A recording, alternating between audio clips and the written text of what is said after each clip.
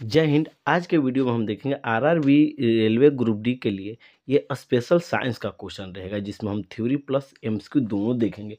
और ये एमसीक्यू नहीं, ये थ्योरी देखिए, थ्योरी के साथ हम उसमें एमसीक्यू कराएंगे, लेकिन ये थ्योरी इसमें ज़बरदस्त होगा। आप एक बार इस वीडियो को देखें, आपको सबसे अलग ही वीडियो रहेगा। हर क्वेश्चन आंसर के साथ थ्योरी रहेगा। और ये स्पेशल रेलवे ग्रुप डी के लिए, जो भी रेलवे ग्रुप डी के लिए जितने भी बच्चे फॉर्म भर चुके हैं, वो सभी के लिए वीडियो बहुत ही इंपॉर्टेंट वीडियो है। चलिए तो बिना देरी के हुए वीडियो शुरू करते हैं। ठीक है, देखिए ये क्वेश्चन हो गया, क्वेश्चन के अनुसार ये उसका थ्योरी हो गया। थ्योरी बहुत ज़बरदस्त था, आप एक बार वीडियो देखें। और थ्योरी अगर आप लोग का सही रहेगा तो आप हर एक क्वेश्चन का आंसर आप सही से कर सकते हैं।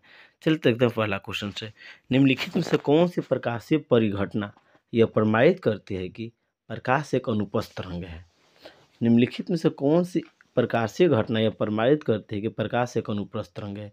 कौन सी प्रकाशीय घटना प्रमाणित करती है? तो ध्रुवन। ध्रुवन जो एक प्रकाशीय परिघटना यह प्रमाणित करती है कि प्रकाश क्या है, एक अनुप्रस्थ तरंग है। अब ये ध्रुवन ही क्यों है, अब इसके बारे में हम पूरा यहाँ पे एनालिसिस करेंगे। थ्योरी के अकॉर्डिंग हम यहाँ पे पढ़ते चलेंगे। प्रकाश एक अनुप्रस्थ विद्युत चुंबकीय तरंग है, जिसे एक समान मानव द्वारा देखा जा सकता है। बात सही है। प्रकाश की तरंग प्रकृति को सबसे पहले विवर्तन, व्यक्तीकरण पर प्रयोगों के माध्यम से विचित किया गया था। ठीक है, सभी विद्युतीय चुंबकीय तरंगे की तरह प्रकाश निर्वात के माध्यम से यात्रा करता है।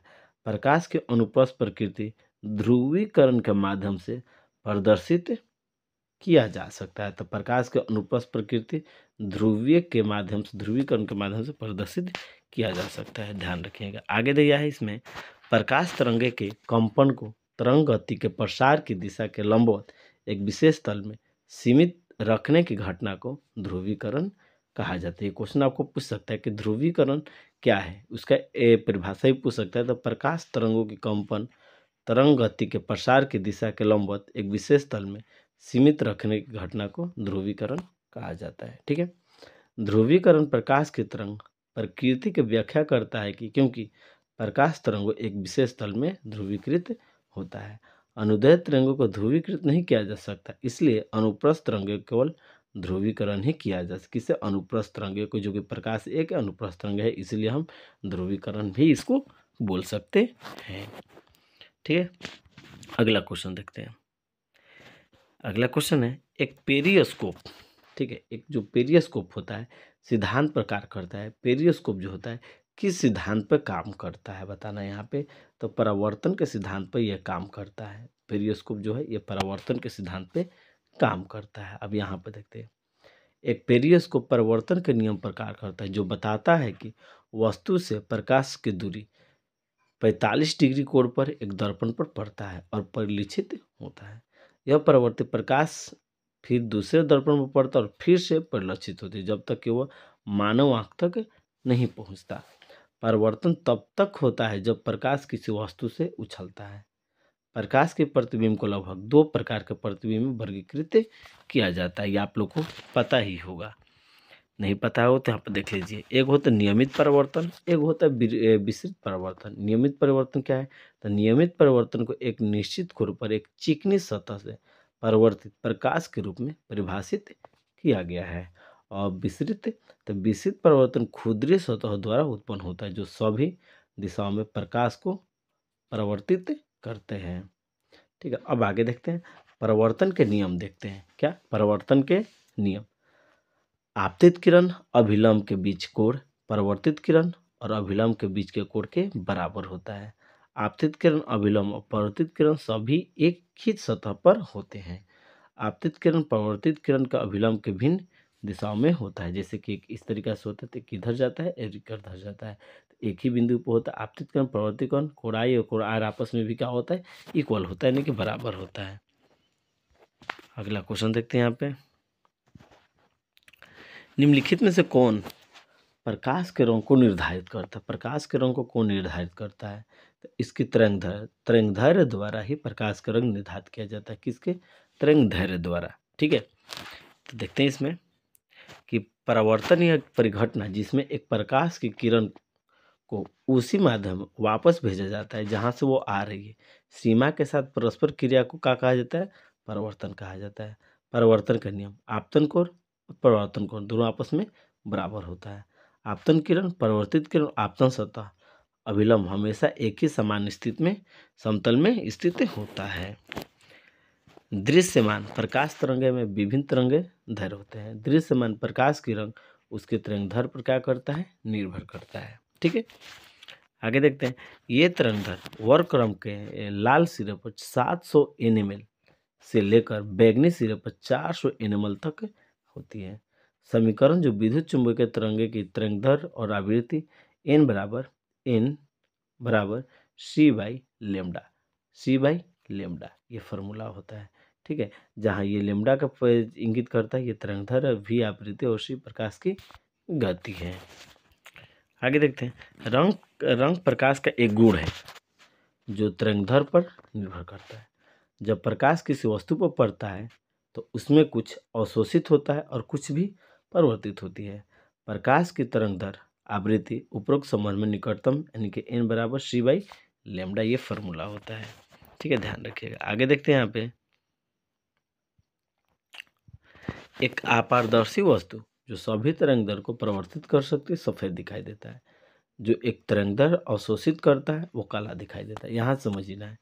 एक अपारदर्शी वस्तु, अपारदर्शी वस्तु। ठीक है, तो सबसे पहले आप कमेंट में बताएंगे अपारदर्शी वस्तु क्या कहलाती है। ठीक है, कमेंट बॉक्स में जरूर बताएंगे। अपारदर्शी वस्तु जो सभी तरंगदैर्घ्य को परावर्तित करती है सफेद दिखाई देता है, और जो तरंगदैर्घ्य को अवशोषित करती है वो काला दिखाई देता है। वस्तुएं विभिन्न रंगों में दिखाई देती है क्योंकि कुछ रंगों में तरंगदैर्घ्य को अवशोषित करती है और अन्य रंगों को परिवर्तित करती है। एक पारदर्शी वस्तु का रंग उसके द्वारा प्रेषित प्रकाश की तरंगदैर्घ्य द्वारा निर्धारित किया जाता है। आगे देखते हैं हम।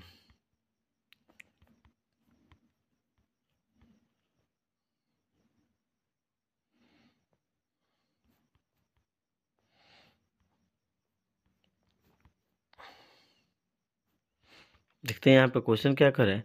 तारों का टिमटिमाना कारण क्या हो सकता है। तो इसका क्वेश्चन का आंसर आप ऑप्शन के अकॉर्डिंग आप आंसर देंगे, लेकिन हम पहले इसको थ्योरी समझते हैं। पहले थ्योरी हम समझ देते हैं। इस प्रकार के प्रश्न को हल करने के लिए सबसे पहले हम तारों के टिमटिमाहट का मूल और धारणा को जानना होगा और फिर विकल्पों को देखना होगा। ठीक है, तारों को जगमगाहट के लिए तारों का प्रकाश का वायुमंडल अपवर्तन जिम्मेदार होता है। प्रकाश का वायुमंडल अपवर्तन यानी कि वायुमंडल का अपवर्तन ही जिम्मेदार होता है। वायुमंडल की परतों का घनत्व परिवर्तित होता है, इसलिए जब प्रकाश किरणें वायुमंडल को पार करती है तो प्रकाश किरणें का अपवर्तन होता है। आगे देखते हैं। इसलिए आँख कुछ समय के लिए अधिक प्रकाश प्राप्त करती है जिसके परिणाम स्वरूप तारा चमकीले दिखाई देता है, और कभी कभी यह केवल कुछ किरणें या कोई किरण प्राप्त करता है जो तारा फीका दिखाई देता है। इस निरंतर उज्ज्वल और विचित्र रूप को सितारों की टिमटिमाहट के रूप में भी जाना जाता है। ध्यान रखिएगा। इसलिए तारों को टिमटिमाहट दो प्रमुख कारणों से होता है। कौन कौन से कारण है आप कमेंट बॉक्स में इसका आंसर जरूर देंगे। आगे देखते हैं। निम्नलिखित में से किस रंग का प्रकाश सबसे कम प्रकीर्ण होता है। तो ये सबको पता है, लाल रेड रंग का। ठीक है, आगे देख लेंगे। नेक्स्ट क्वेश्चन पर हम आते हैं।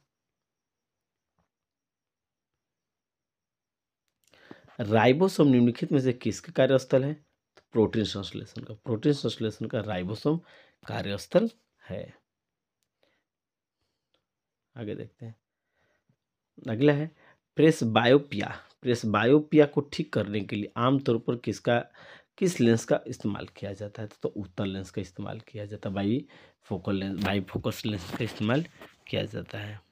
देखते हैं। यह बुढ़ापे में होने वाली बीमारी है। यह रहने की शक्ति को खो देती है।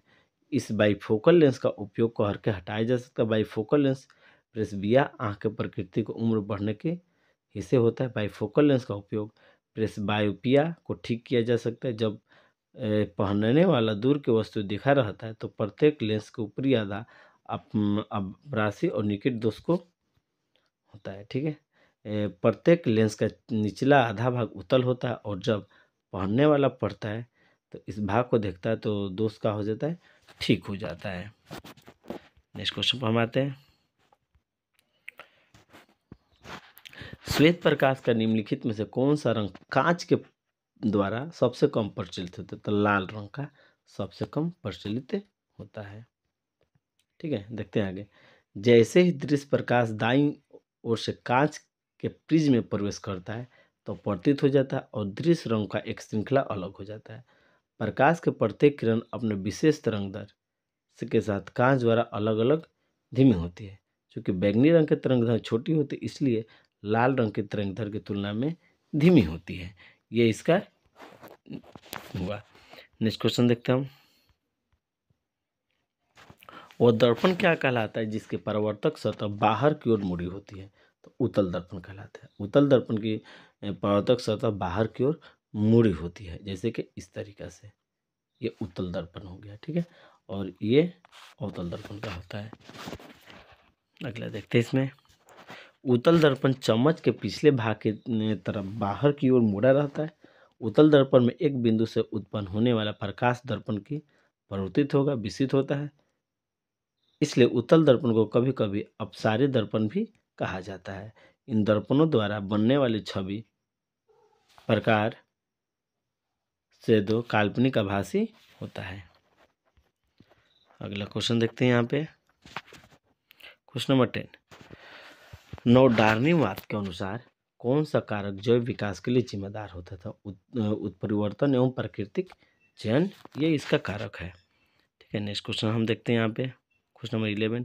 शरीर के कौन सा भाग जल का कार्य नहीं करता है? तो शरीर जल अम्ल क्षार संतुलन को निष्क्रिय भूमिका का निर्वहन करना, ये काम नहीं करता है। थायमिन का सर्वोच्च स्रोत क्या है? तो काजू खाने से थायमिन बहुत ज़्यादा मात्रा में मिलती है। सर्वाधिक कार्बोहाइड्रेट का खाद्यान्न पाया जाता है मक्का में सबसे ज़्यादा कार्बोहाइड्रेट पाया जाता है। आगे देखते हैं। समान मात्रा का अणुओं को संश्लेषण कौन से रासायनिक बंधन बनते हैं?